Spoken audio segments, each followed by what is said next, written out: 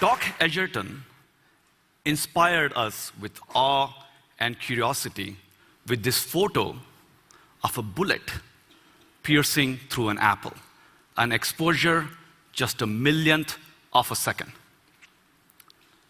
But now, 50 years later, we can go a million times faster and see the world not at a million or a billion, but 1 trillion frames per second.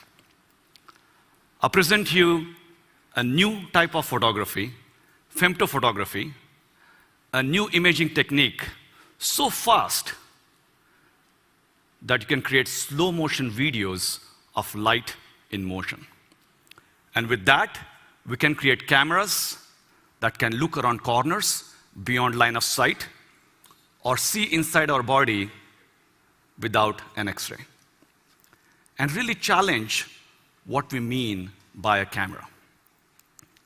Now, if I take a laser pointer and turn it on and off in 1 trillionth of a second, which is several femtoseconds, I'll create a packet of photons barely a millimeter wide. And that packet of photons, that bullet, will travel at a speed of light, and again, a million times faster than an ordinary bullet. Now, if you take that bullet and take this packet of photons and fire into this bottle, how will those photons shatter into this bottle? How does light look in slow motion?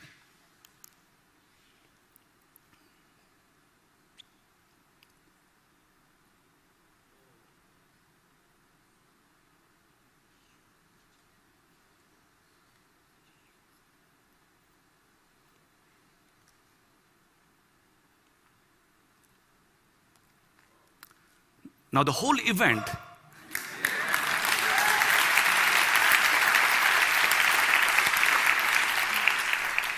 now remember, the whole event is effectively taking place in less than a nanosecond. That's how much time it takes for light to travel. But I'm slowing down in this video by a factor of 10 billion so you can see the light in motion. But Coca-Cola did not sponsor this research. Now, there's a lot going on in this movie, so let me break this down and show you what's going on. So the pulse enters the bottle, our bullet, with a packet of photons. They start traveling through, and they start scattering inside. Some of the light leaks, goes on the table, and you start seeing these ripples of waves. Many of the photons eventually reach the cap, and then they explode in various directions. As you can see, there is a bubble of air, and it's bouncing around inside.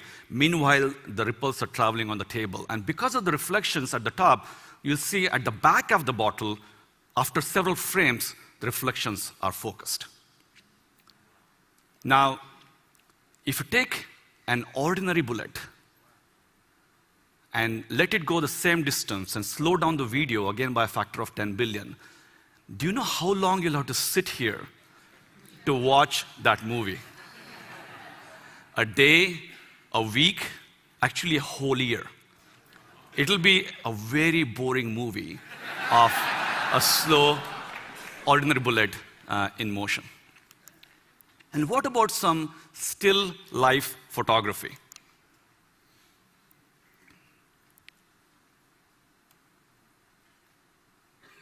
You can watch the ripples again washing over the table, the tomato, and the wall in the back. It's like throwing a stone in a pond of water.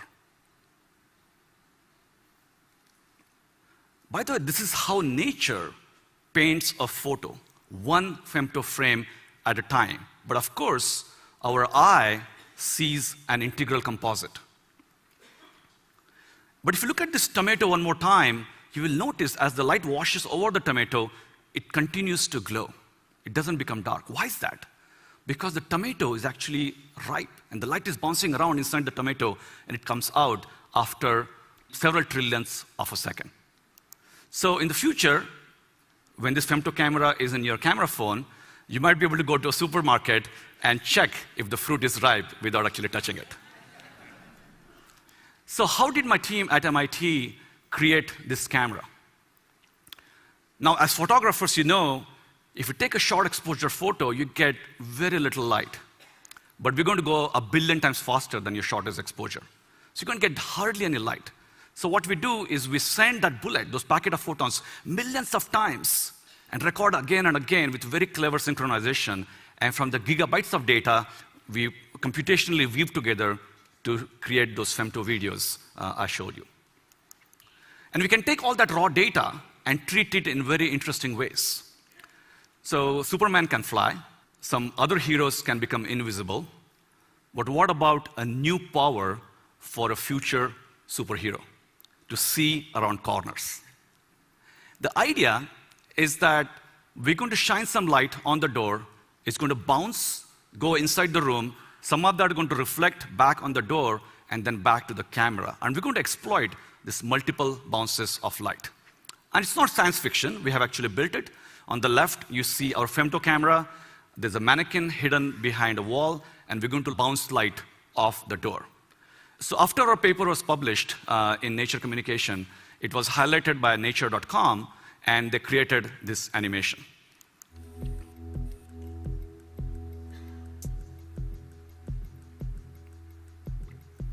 We're going to fire those bullets of light, and they're going to hit this wall. And because of the packet of the photons, they will scatter in all the directions, and some of them will reach our hidden mannequin, which in turn will again scatter that light. And again, in turn, the door will reflect some of that scattered light. And a tiny fraction of the photons will actually come back to the camera, but most interestingly, they will all arrive at a slightly different time slot.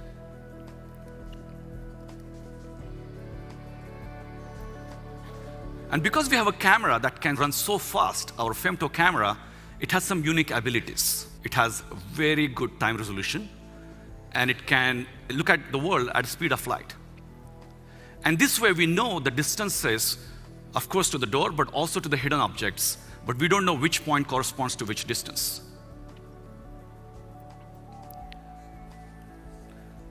By shining one laser, we can record one raw photo, which you look on the screen doesn't really make any sense.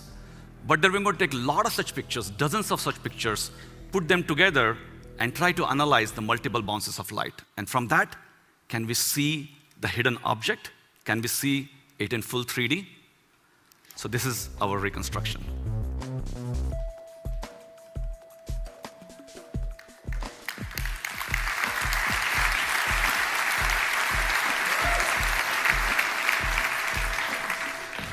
Now we have some ways to go before we take this outside the lab on the road, but in the future, we could create cars that avoid collision with what's around the bend.